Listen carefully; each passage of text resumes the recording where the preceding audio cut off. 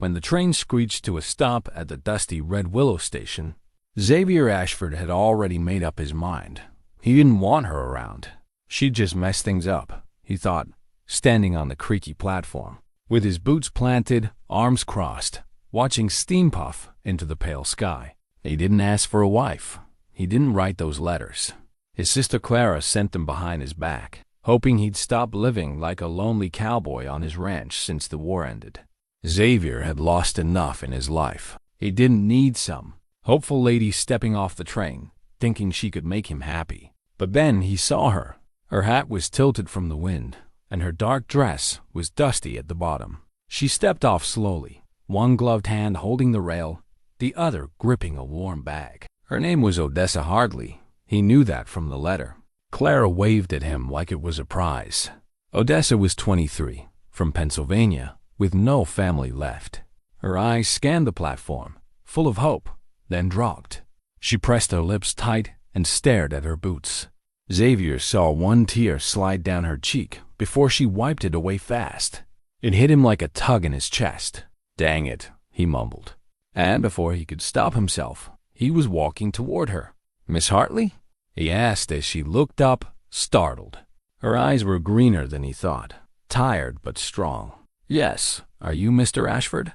"I am." He should have told her he never wanted her to come, but something in her face stopped him, that tear, and how she didn't cry more. She was, holding herself together like an old barn patched with rusty nails and hope. "I'm sorry," she said softly but clearly. "I know you might not want this.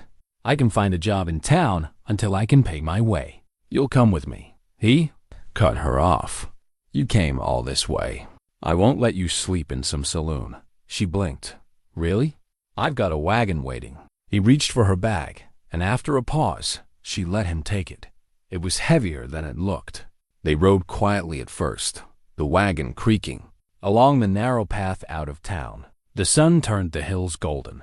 Odessa sat with her hands folded, back straight, but Xavier could see her jaw was tight. "Got any family?" he asked. She shook her head. "None left. My dad died 3 winters ago, my mom before that. The guy I was supposed to marry picked someone else while I was taking care of my dad.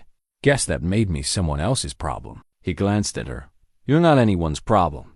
Odessa looked at him, really looked. "Your sister said you needed someone." She was wrong. She turned back to the trail. So was I. They didn't talk again until the ranch came into view. The house was 2 stories, plain but sturdy, with a big porch and a view of the valley that stretched forever. The barn tilted a bit, but the fences were strong. A windmill creaked in the breeze. Odessa stared at it all, blinking slowly. "It's beautiful." Xavier didn't reply. He helped her down from the wagon, carried her bag inside, and pointed down the hall. "Take the room at the end.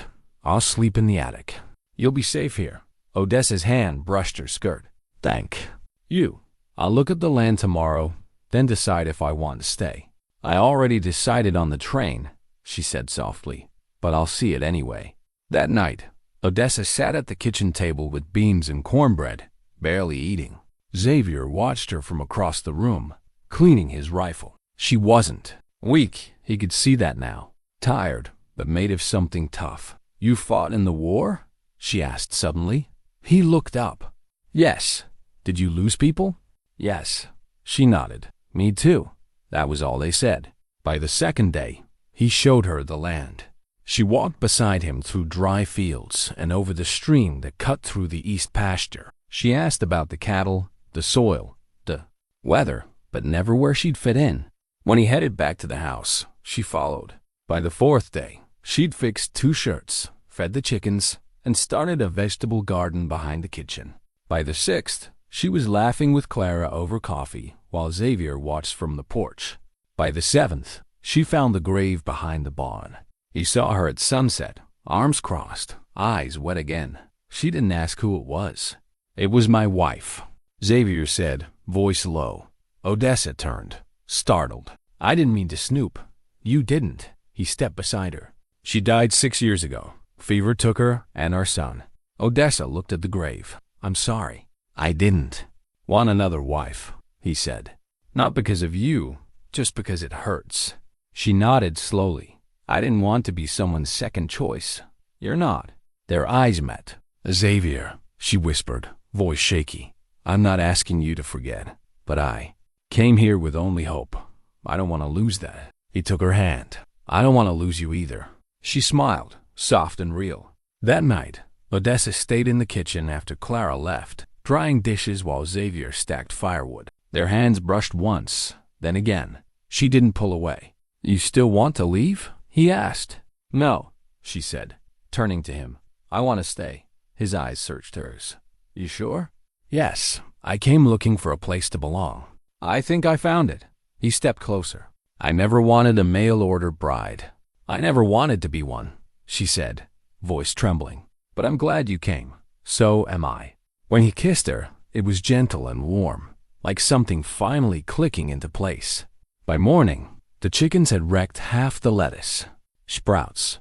Odessa knelt in the dirt in her plain dress, sleeves rolled, jaw tight, replanting what she could. The sun wasn't up yet, and the grass was damp. She didn't talk when she heard Xavier's boots behind her, just tucked soil around. A fragile stem. You could fence it, he said quietly. I plan to, she replied, wiping her hands on her apron. But there's only so much wire, and I wasn't sure what you needed it for. He crouched beside her. Wire's yours if you want it. I'll use wood for the back pasture. Got some left from the lean-to I tore down last spring. Odessa glanced at him. You give it up that easy? Xavier twirled a broken lettuce sprig. You're part of this place now. What's here is ours. She studied him. You say that like it's no big deal. It can be. Odessa didn't answer. She stood, brushed her skirt, and headed to the barn. Xavier followed quiet as they passed the trough where two calves splashed their noses in water. The barn door stuck from the rain 2 nights ago, and she pushed it open. Inside the dim cedar-scented space, she went to the wire coil she'd seen earlier. She tested its weight. Let me carry it, Xavier said. I'm not made of glass. Didn't say you were. Still, she let him lift it, and they carried it out, stepping around a rusty plow half buried in grass. Odessa walked ahead, eyeing the distance, then hammered a stake into the ground with a rock. She didn't ask for help, but he handed her another stake without a word. By noon, the fence was half done, and her hands were sore. They sat under the kitchen window to catch the breeze, Odessa sipping water from a tin cup, Xavier leaning against the wall. You work harder than most guys I've known, he said. I didn't come to sit around, she replied. He glanced over. Ever think about going back? No, there's nothing east of the Mississippi I want to see again. He rested, his arms on his knees. You don't talk much about what you left, because I don't miss it. She didn't expect more questions, but he asked, what did you love once? Odessa set the cup on the windowsill. Books? Music? I played the piano before my dad sold it to pay the doctor. Did you hate him for that? No, it gave him 4 extra months. I'd have sold my hands for that. Xavier looked at her steady, but didn't speak. The silence between them felt less empty, more like understanding. She stood, brushing straw from her skirt. I'll finish the fence before supper. I'll bring the hammer, he said, standing. Later, the sun dipped low, painting the valley bronze. The fence was done, the garden safe. Odessa sat on the porch steps, picking thorns from her hem, while Xavier smoked beside her, tobacco scent curling in the air. I thought I'd feel out of place here longer, she said. You're not out of place.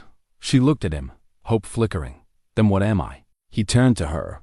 Hard to say yet, but I know I don't want you to leave. I wasn't planning to. He nodded, tapped ash from his cigarette. Got a favorite flower? Phlox, she said, surprised. It grew wild behind our old church, pale purple, smelled like honey warmed in the sun. I'll see if I can find some seed. She smiled, tucking her knees up. No one's ever planted anything for me before. Xavier paused, then said, You've planted a lot for me already. They sat until the stars came out, quiet, leaning just a bit closer. It rained the day Odessa found the ledger. The barn roof hummed with it, steady and soft, like a needle sewing sky to earth. She was hunting for an oil lamp in the storage loft, picking through crates of rusty tools, when she saw it under some burlap sacks. The leather-bound book was heavy, and its pages smelled of dust and smoke. Inside were lists of names, numbers, and notes in Xavier's neat handwriting calf counts, feed amounts, weather stuff. But in the back, there were other entries, short lines with dates, some crossed out, some underlined. She read one. January 3rd. Levi coughed through the night. Didn't wake come morning. She closed the book carefully and stood still, breathing quietly in the dim space. She didn't read more. She didn't need to. When she climbed down, the rain had slowed to a mist. The hills looked like they wore a veil, and the horses stood still, their backs wet. Xavier was outside the smokehouse, sharpening a blade with steady strokes. He glanced up when he heard her. Looking for something? He asked, nodding at the barn. Lamp oil, she said, but I found something else. He set the blade down, wiped his hands. Figured I'd lost that ledger. She held it tight, thumb on the spine. You kept his name. Xavier was quiet, then said, I couldn't say it out loud for a long time. Writing it helped. She stepped closer, still holding the book. You don't need to explain. I know, he said, but I want to. I told myself I'd bury it with them. The want for anything else. The years passed, and the quiet got easier. Then Clara sent those letters without asking.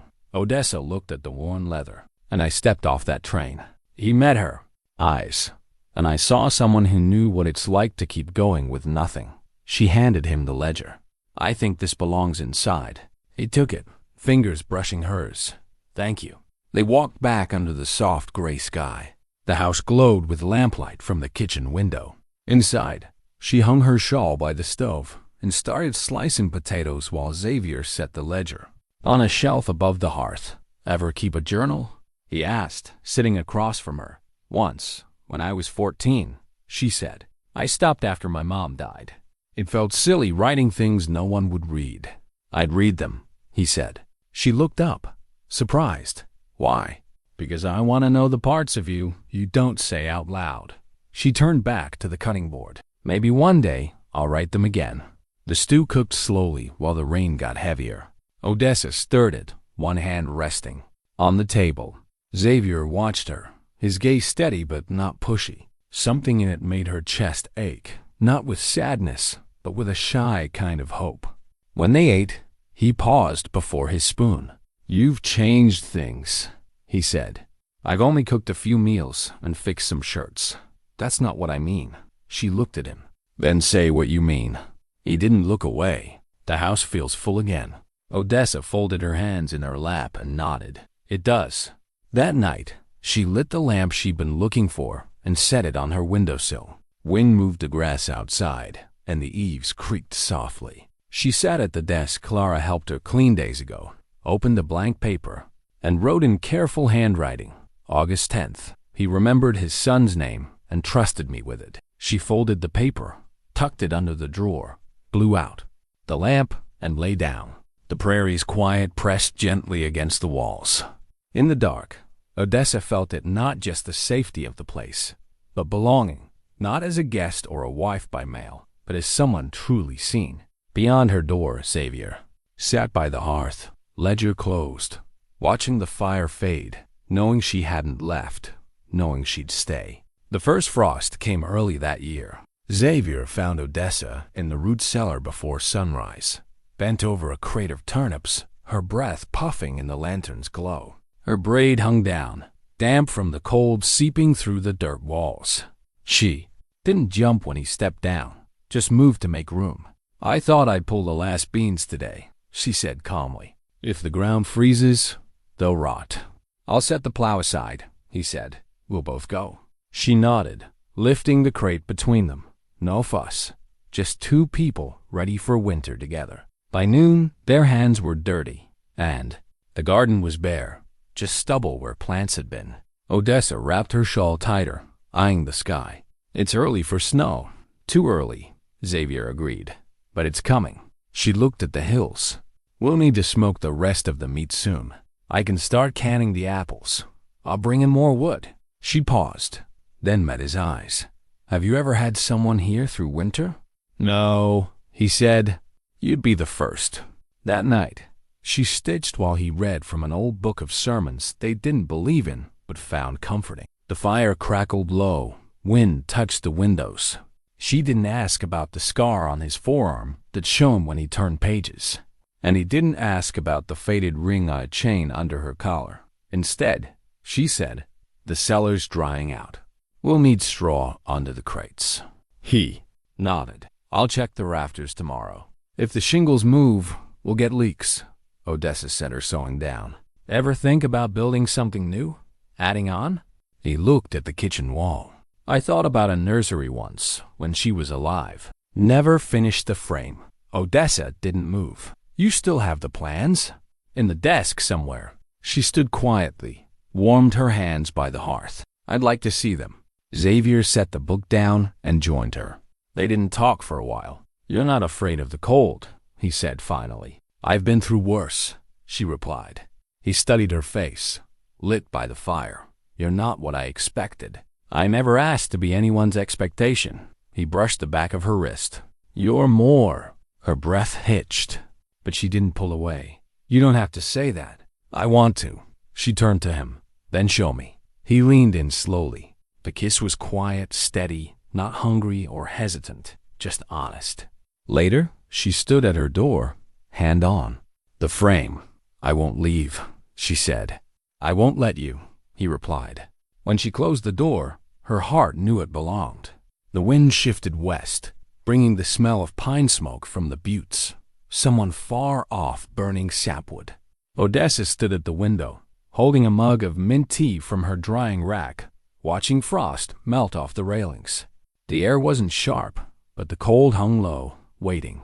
Behind her, Xavier folded the last blanket and strapped the cedar chest shut.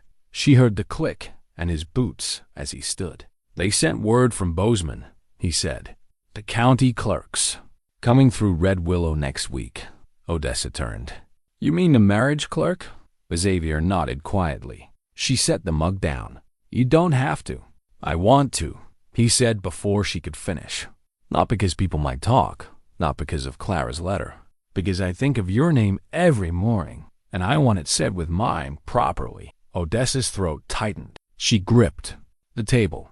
"All right, if we're doing this, I want it in that valley east of the ridge, with the cottonwoods."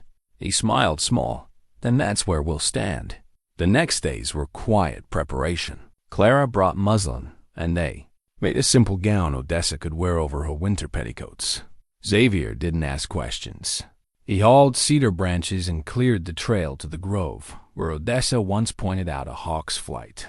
On the clerk's arrival day, frost clung to the north slopes, but the sun shone strong. Odessa pinned her hair with her mom's old silver comb. Xavier waited by the cottonwoods, coat brushed, boots polished, new buckle on his belt. The clerk, a quiet man with a tired pony, read the vow steadily, his paper fluttering in the breeze. Xavier took her hands, his rough fingers gentle. "I don't always know what to say," he said softly, "but I know what not to lose." "You're that?" Odessa's voice shook once but held. "I came hoping for a place to land. I found a home, not the house, not the land, but you. I won't leave it." They signed the paper on a cottonwood stump.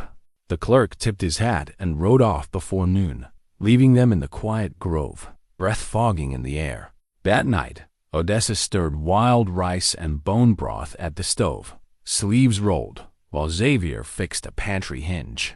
The house felt different, not louder, just steadier, like it had settled into itself. After supper, they stood on the porch under a starry sky. They didn't talk, didn't need to. Xavier took her hand, and Odessa leaned against his shoulder, her head fitting under his jaw. "Ever think of leaving again?" he asked. "I used to," she said. "Now I think about planting plum trees in spring." He nodded. "We'll need to fence them deer strip and bear otherwise. I figured we'd do it together." Xavier squeezed her hand. "We will." And they did. The seasons changed slowly but surely. Snow hit hard that winter, but so did warmth. Odessa made curtains from old flour sacks and filled shelves with pickled beets and dried apples. Xavier built the nursery frame, sealing each beam with care. When spring came, Odessa planted phlox along the southern slope, pale and sweet like she remembered. Xavier brought her the first bloom. By the next fall, the house had changed again. The attic held books and old tools. The root cellar had cedar shelves, and the nursery had a cradle Xavier carved from a fallen elm. They named the boy Levi, after the name Xavier once wrote but never spoke until Odessa came. His eyes were dark like his dad's, but had Odessa's calm, watchful look, full of quiet knowing. One evening, as Levi slept in a quilt Clara made, Odessa and Xavier sat on the porch, the last light stretching across the fields. "Remember the night I arrived?" she asked softly. "I remember everything about it," he said. "I thought I'd made a mistake. I didn't." She looked at the land. "I never told you, but when I first saw this place, I imagined what it might sound like, full of life. Not loud, just lived in. Now it sounds like home." He took her hand, and she let him. In that moment, with the scent of earth, the quiet, dusk, and the man beside her, Odessa knew she'd never been more certain of anything. They lived long and well, through tough winters and green springs, through laughter and hard work. They never grew apart, not once. When it was time to tell Levi how they met, they told the truth. Sometimes, even after great sadness, two people can find each other in the quiet, build something real from what's left, and hold on to it forever.